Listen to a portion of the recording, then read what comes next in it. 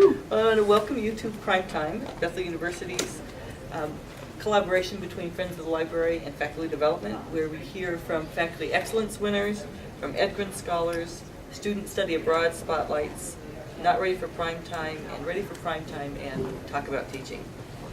Dave Broza, Interim Director of Career Services, is speaking to us today and talking about how we can connect advising with career services and to help us get a better idea of ways that they can help us working with students. Next Tuesday, November 23rd, we have our first Edgren Scholars presentation. Kristen Sandow and Hannah Wichterman will be sharing their research on minute coaching using evidence to act on education opportunities in electrocardiographic monitoring. So we hope we'll see you next week. We don't have to come to that. We know that already, don't we? Yeah. So Dave, look forward to hearing from you. I couldn't even repeat what you said. Well, that's right. That's that feedback. I won't go there again. Sorry. Thank you very much. And I wind up being pretty loud, so you don't have to worry too much about me. Intimate crowds. Well, thank you all for coming this morning. This winds up being sort of a commercial in a sense, because what we're trying to do is make sure that people here on campus are aware of what Career Services does. And we want to work collaboratively with a number of you. But just to give you a little bit of information about myself, I've been at Bethel for about 11 years now, and did come to Bethel after about 20 years in human resources. Continue to work in human resources for about 6 years at Bethel, and then have been in career services for about 4 years now, and presently am the interim director of career services. Now, somewhere in my background, we counted up the interviews that I did for interviewing, getting people jobs at corporations and that type of thing. And I'm over 14,000, so that's some sort of record, I think. So I'm calling the record keepers on that one. But today, what I want to do is basically, like I say, a commercial. We want to make sure that we're increasing collaboration with faculty or students or staff to spread the word. So what we want to do is help students become more aware of what we provide in career services. And we're trying to do that in a number of different ways. You might see in a couple of weeks some payday candy bars being thrown about. We're trying to tempt students into our office, any means that we can, because we think the one-on-one relationships really make a big difference. We had an open house a month ago, and we had 459 students that came through. We had coffee and hot chocolate and started to talk to them about opportunities. We also received about 30 appointments, Pam, that we had from that? And that was a record for us, and we felt very good about that, because we're trying to get to a critical mass where students will realize that they should come in and see us. We're also reaching out to students in the CAPS program and the graduate school program. And we also provide services for alums. So if you know people that are in these categories, I'd say please feel free to lead them our way. And we think it pays off because a recent survey by NACE shows that students who use the Career Center 4 or more times a semester are more likely to have job offers than those who used it only once a semester. We can see it anecdotally in our office that students that come in there, and we're actually working on measurements right now to see if their efficacy is going to improve by visiting us, and we think it is. We also see in the study from the National Association of Colleges and Employers that people that use career services result in a higher median salary for those individuals, at least in this class of 2010 study. And you can see the difference there. So it makes a difference. So we think, wow, if it makes a difference, we need to get people in somehow. So we take a look at individualized services. So if they can visit with us, we think we can help them. Now, part of that may be because they have the confidence level to actually come in and utilize our services, or maybe it's actually the help that we're giving them. We like to think it's a combination of the two. So please spread the word. The types of things that we do in career services are the things that you'll see listed here. Career counseling, where we visit with them on a one-on-one basis. Vocational assessments that I'll talk a little bit about today. We do have a really nice website and online career center, and I will show you that very quickly today as well. We work a lot, and we were just having a conversation before about networking education, and I'll explain a little bit about that and techniques, because we find that most people will admit that they get their jobs mostly through networking, and I have some statistics on that from the Department of Labor and Statistics. But we're trying to teach students the proper way to network so that they do it the right way and that they even do it. Because a lot of students that we talk to that we say, go out there and network, they're not going to network because they feel as though it's maybe a bit exploitive. So we're trying to educate them in that area as well. We work on education and nursing credential files, and Pam Roach, who's sitting back there, does a lot with that, and that's a huge help to those students. We get students to prepare and go to career fairs. Again, this is the deal where we hope we could ankle tackle students and drag them into the office, but we can't do that, obviously. But we'd like to at least suggest as strongly as we can that we have a lot of these things that we can help them with, and that will be of great assistance to them. Grad school advice, and then we do have quite a bit of formative seminars, and it might be from our staff. We do things on interviewing, resume writing, how to dress for success, how to do a job search, and you'll see a series that will come out in the spring in regard to those that will be taught by our staff. But we also have companies that will come on campus. For instance, a couple weeks ago we had 2 HR representatives from Verizon Wireless and Target speaking about opportunities in their industries and how to prepare your resume and how to apply for positions and how to interview. We also had 3 alums that were representing local, state, and federal government a few weeks ago come and speak to students.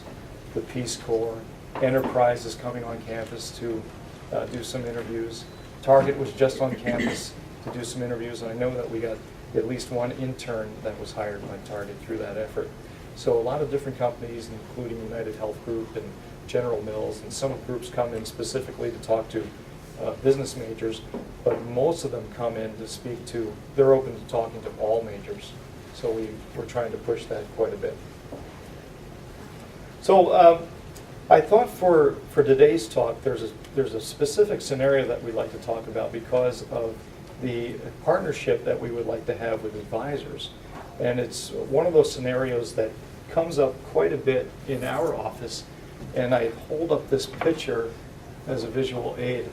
I love this picture. It was a picture that I got from a friend who used to run a restaurant. And you can see the little boy looking up at I like to call it the proverbial piece of pie. Right? He knows exactly what he wants because mom or dad were baking a little bit earlier. And for me, my mom always used Musselman's cherry pie filling. Mm-hmm. And when all I had to see is the can. You know, if you ever have a cat and you open up the can of food and the cat comes running, that's what I did when my mom started opening up the Musselman's pie filling.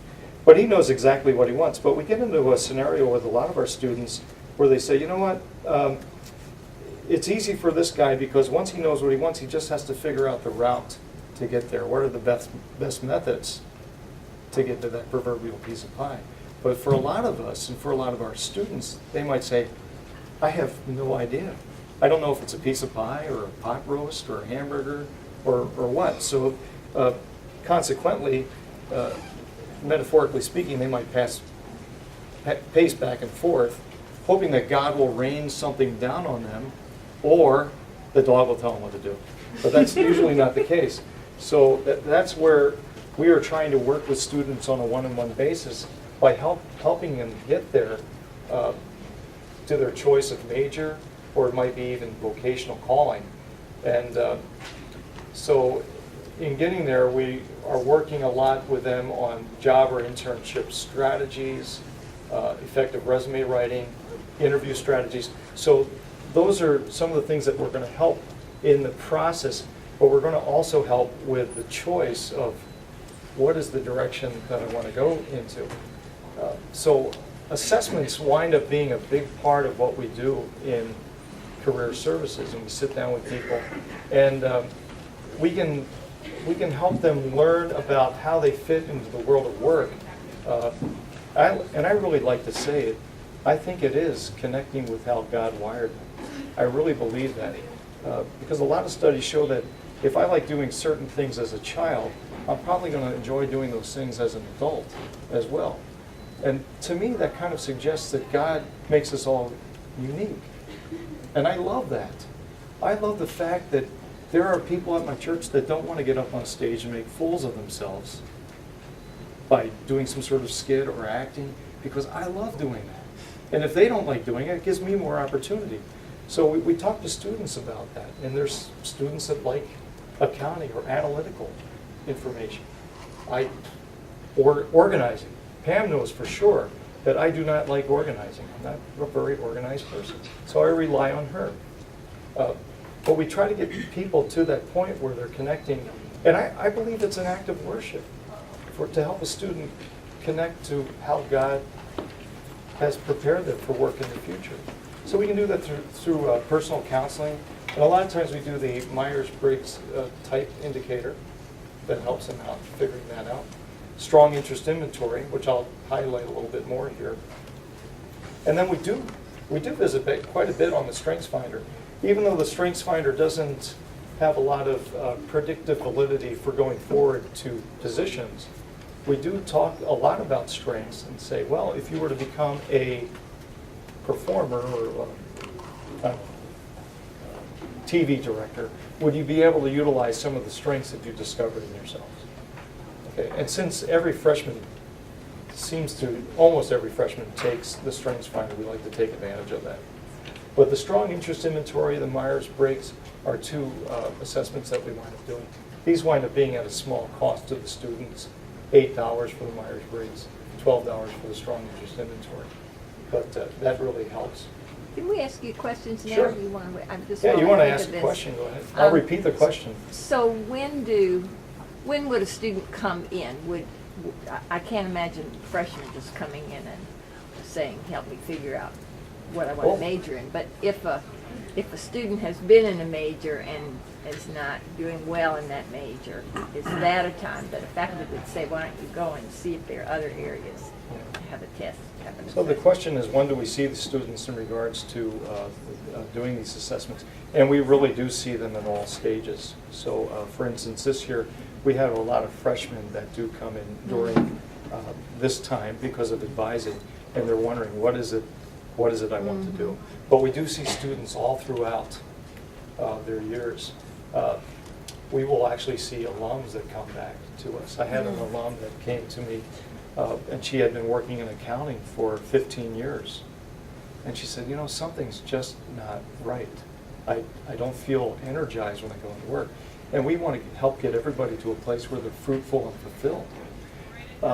So we went through a Myers-Briggs, we went through the Strong Interest Inventory. She was doing very well in her job, but she just felt empty. And everything pointed to working with people and being with people.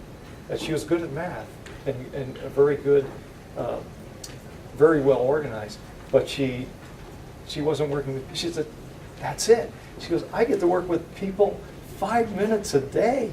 That's it. That's why I'm so miserable. That's why it's so hard to get to work. So we talked about that. Now, where she wound up going was into benefits administration and human resources. She got to use her math skills and the negotiation types of skills like that. But she got to work with people all the time because she explained benefits. She was involved in negotiations. And she feels fruitful and fulfilled. Now, whether or not she comes back in 5 years and says, well, we get that story now and again. Here's the situation I see often with people. They get a job, they find a job that they're going to apply, they're going to apply, and they say, Dave, please pray with me. I really need this job. And they get people at the church to pray with them and all sorts of friends to pray with them. And sure enough, they'll get that job. And 6 months later, they say, Dave, please pray for me. I can't stand my job. I got to get out of this. And that's a scenario that we see a lot, because we usually try to pursue the path of least resistance, right, when we're looking for opportunities. But I think if a person utilizes these tools, and then tries to connect with how the creators put them together, that's going to help them get to that place where they're fruitful and fulfilled a lot quicker. So that's what we're trying to help out with. Did that answer your question? Thank you. Well, for instance, a strong interest inventory, are you familiar with the strong interest inventory? I should ask that first. Some are not. What the strong interest inventory does is it pursues interests. So it'll ask Dave Rosa, what are all your interests? And it asks questions like, what would you like counting polar bears? Ooh, that sounds like fun. Or would you like helping the poor in Mumbai? Or do you like speaking in front of people? And a lot of different interest questions. And they compare me to a population that has taken the assessment before. And these are people that represent 122 different positions, men and women, a good U.S. sampling of our ethnicity makeup in the United States, so that I'm not compared to a bunch of Italian men from Philadelphia, for instance. So what will happen is they ask me all my interests, and then they ask all these people their interests. And sure enough, my interests may match up very closely with men, because they separate this for men and women as you get into these occupations. Not because men and women do their jobs differently, but they found through studies that men and women are motivated to get into different jobs for different reasons. So they compare me and they say, Dave, your interests match up with men who are cosmetologists. Therefore, if you were to pursue that position, there's a likelihood that you would enjoy it. Okay? So that's how the strong interest inventory works, off of interest. It doesn't work off of skills or values or anything like that, but just off of interest. But it gives us a good conduit for which to talk with people and to get them going into the next step. And so this is how the strong basically works in this way. E.K. Strong was a fellow who was doing research back in the 20s, and he came up with this theory that people should pursue jobs that would allow them to exercise their interests. Well, it seems like it's kind of an obvious theory, but I think back then, if you were living in West Virginia as a man and you didn't have an education, you maybe had two choices: military or the coal mines. And good luck with that black lung stuff. But he said, no, people should pursue their interests. Well, John Holland came along in the 70s, and he started doing some more research, and he found that if you could compartmentalize some of these thoughts, that sure enough, people could maybe fit into one of these categories, as well as positions that he saw. And we know people that fit into this. I have a good friend who is a realistic all the way. His job is driving a truck. I said, well, where do you drive it to? Nowhere. I just drive it in circles. I pick up things, I drop things off. He loves his job. He comes back from work. He's working on windows, sidings, his deck. He's grilling food. He's snow skiing. He loves camping. All these things. So he's a real R. We have investigative types, and these are students that maybe commencement comes and they're a little bit melancholy. Well, it's not because they're afraid to get into the work world, but they love learning, and that's something that's been wired in them. Artistics are a little self-explanatory, but it's interesting to note that attorneys are very high in artistic. And they like formulating arguments and performing a little bit and being creative in what they do. Okay. But some are more creative than others, right? I think that's social are those folks that love helping people. I tend to be a social. My wife is bugging me all the time. Dave, paint the house. Come on, you got to paint the house. I say, okay, dear, I'll get around to it. It'll get dilapidated, and that's fine for me because I don't like this stuff. But if a friend calls me and says, Dave, can you come over and help me paint my house? I'm over there like a shot. Not because I like the work, it's because I like helping. Enterprising, I think of the Apostle Paul, making the tents, selling the tents. I think he was a salesman, he was an influencer, he was a leader, and I think he was a big enterprising person. And then conventional, the most blessed people of all, I say, because these are the people that are very well organized, put data together, and that type of thing. So you might find yourself fitting in one of those categories. Does anybody feel they fit in one of those categories more so than the other? Jim? Yes. Which one? Probably social and Okay, social. investigative. Well, what we try to do with, now that's a very, we just blew through this, and because of time, I can't spend a lot of time on this, but this is what the strong interest inventory gets to. And what we try to do with students when we're counseling them in this area to try to figure out major or future job calling is we take a look at an assessment like that. And again, this might be through the Myers-Briggs or through Strengths or through the Strong or through personal counseling. And then we say, now let's get you to do some research. Because our job in career services is to help educate people to figure out what is the best way for them to pursue their life pursuits. So I might get them to do some research on a tool called ONET online. Oh, and by the way, if any of you want this presentation, there's a sign-up sheet that can go around. And not that you're impressed with the material on there, but it will give you some of the links to get to some of these sites. Just put your name and email on there. But ONET is a site that's actually run by the government. And it's a wonderful site. Now, when I deal with somebody with a strong interest inventory, I'll say, the problem with the strong, or any assessment, by the way, is it can't explain all the complexities that we are as human beings. I really don't think it can. So there's a number of things that we have a person do. The other thing that the strong does is it only points out 122 different jobs. I'd hate for a person to miss a great job because they're only looking at the 122 jobs, of which maybe 10 will be suggested. So I have them do a search on this site. And let's say, just for fun, that one of the jobs that it pointed out for them was a funeral director. I like this example. I've always wanted a job where people were dying to see me, so I'm sorry about that. One person. Okay. So I looked that up, and what happens is it gives me a number of suggestions for that position. All right. Now on ONET, you might notice that it'll come up with titles. There's funeral directors, funeral attendants, and some of the jobs actually will say bright outlook. And what that means is that it's an area in a growing industry. So we try to work with students in saying, let's be pragmatic about these things. Let's, because we don't want to send them down a path where they're going to run into some problems with finding a job. So Bright Outlook will help them. Sometimes there'll be a designation on here that will say green, like on this one, engineering managers.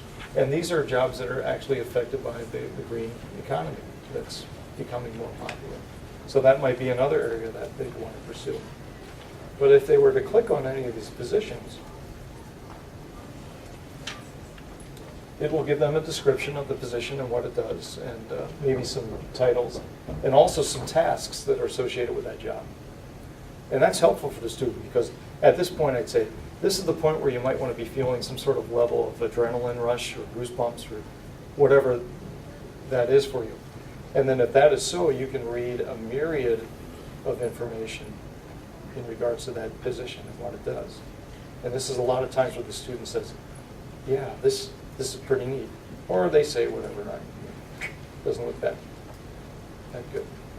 But it'll also give you figures on what the median salary is for that position, what the projected growth is for that position in the United States. And it's very helpful for them. Now they can even select a state. So most students that we're working with select Minnesota. I normally work in the state of confusion, but we're going to pick Minnesota here.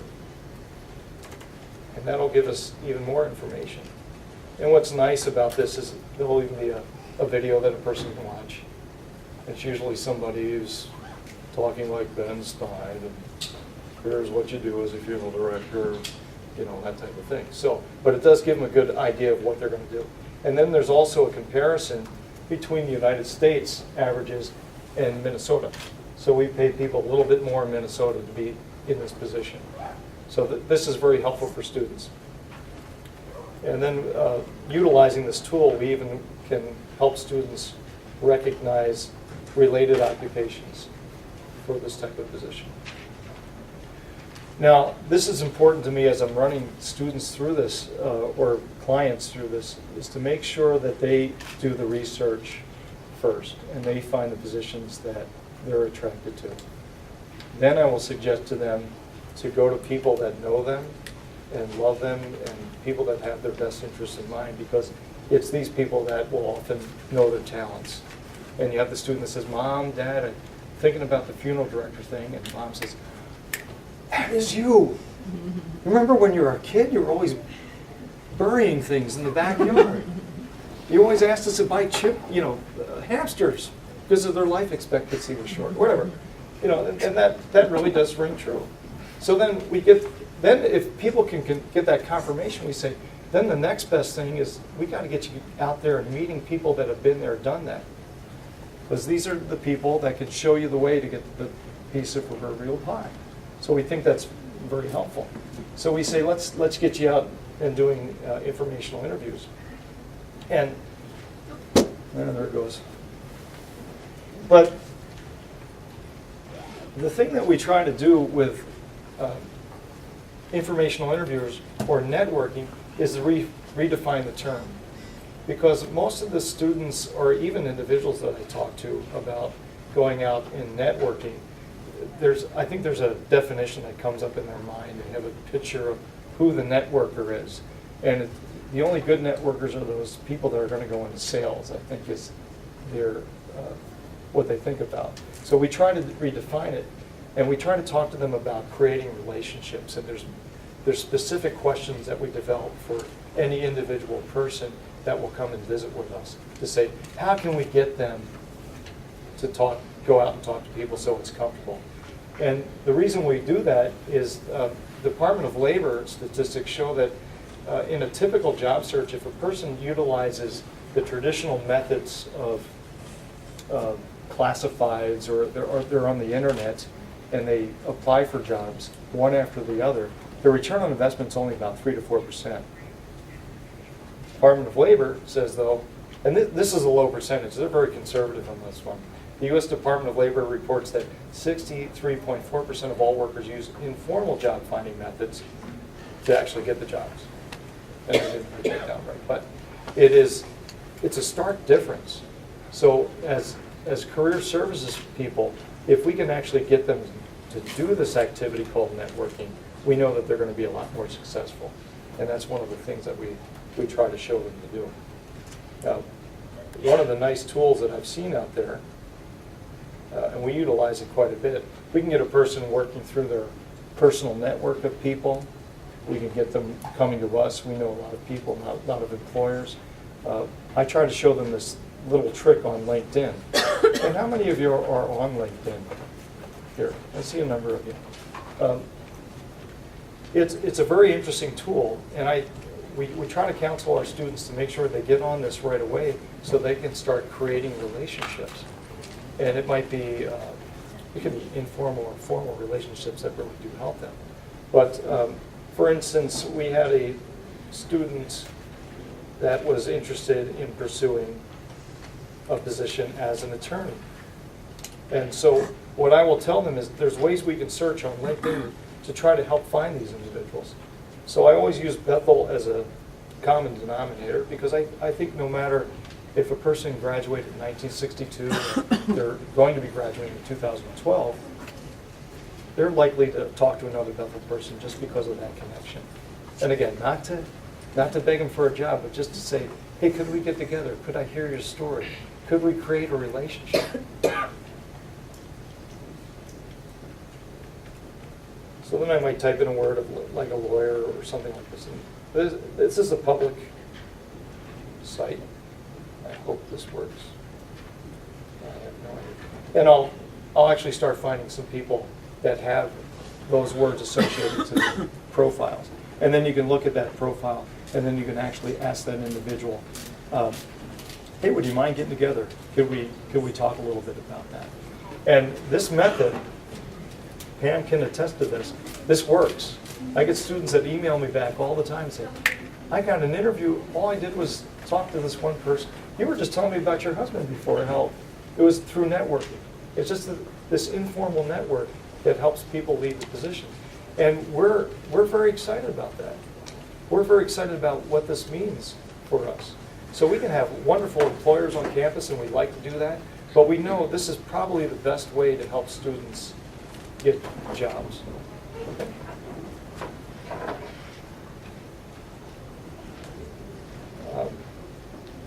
We also try to give students, I won't go through these because of the time that we're having limitations here, but we also show students the right areas to go to search positions. So sites like our site here at Bethel, Simplicity Online, lets us search for positions all over the country and even international positions. But some students are looking at that and not doing the searches in the right way. So we're trying to help them search. And this is all very valuable, even in the advising side of things, because a lot of students that are trying to figure out what the major is going to be are often associating that with future positions. Now, the statistics are only about 50% of students that are working in a position that is directly tied to their major 3 years after they graduate. But what we're finding is what employers really like about our students is the liberal arts education, which should encourage us. It encourages me. And their number one concern is communication skills. So if we can help students work on their communication skills, that's going to be great. But the other one was, thank you, Bernie Madoff, is honesty and integrity. They want to see students with honesty and integrity. Please. And I've known employers that say, I just want to hire somebody that I can trust, that won't steal from me. And that's quite a comment. And that's something that we know our students are going out there with. So our students are becoming more and more popular. Just a quick example. 3 years ago, I would go to Target and say, you know, I know that there's a lot of Target employees that are Bethel alums. So would you ever want to come and be on our campus and do some formal interviewing? I said, yeah, Dave, that'd be great, except, you know, we have to look at return on investment. And so we have to go to the bigger schools like St. Thomas and U of M, you know, organizations like this. And I said, I understand that. And I knew the networking game was really the card to really go with that. But they've come on campus this year because they see an increasing amount of Bethel students at Target. And they know that they're sticking around, they're doing a great job. And so our students are speaking for themselves as they're going out there the way they've been educated at Bethel. It's a great education, and it is speaking for themselves. We're starting to see our CPA students, right, getting higher and higher scores. Our nursing students are passing their tests right away. And it's very exciting. It's a great education that people are receiving here. So as we're getting students to search on these sites and find jobs, we're getting them to utilize this information strategically and to tell employers, you know, not to downplay their Bethel education, but to say, I'm a Bethel grad. That's why you want to hire me. But we also say, when you're looking at any of these jobs and you discover any position out there, make sure you back off before you apply, and make sure you try to connect with a Bethel alum who might be within a particular organization. It's very helpful. I don't think, because we just have a few minutes, I want to take questions. I was going to, if I had the time, talk about how we counsel students on behavioral-based interviewing, which is the type of interviewing that takes place in 95% of the companies out there. And then also how to write resumes strategically. But I wanted to say to you, I think a big part of what we desire in career services for the advisors and for all the faculty, if there's any way that we can collaborate by conducting classroom presentations or even being in your class for 5 minutes, or if you want to take the day off, have us teach the class for you. We would love that, because we find that when we do classroom presentations, there is a positive effect on students. They will come to our office, and we think that's when we can really help them with those one-on-one visits. So we'll do classroom presentations on resumes, cover letters, calling on vacation, employer expectations, networking, which is the thing that I'm really excited about, and then interviewing skills. And we try to do it in a way where the students are, we pique their interest and we say, come in, talk to us, because we can help you on an individual basis.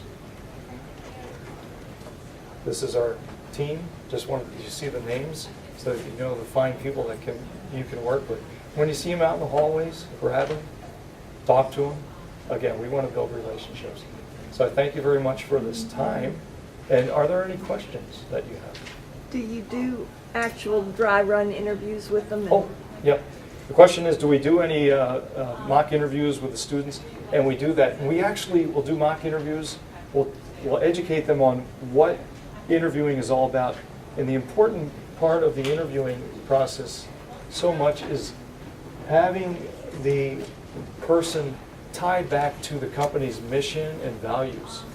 And that's a strategy that a lot of students forget about, to tie back to that company's mission and values. They look at the qualifications, but we say that's really important right there in those qualifications.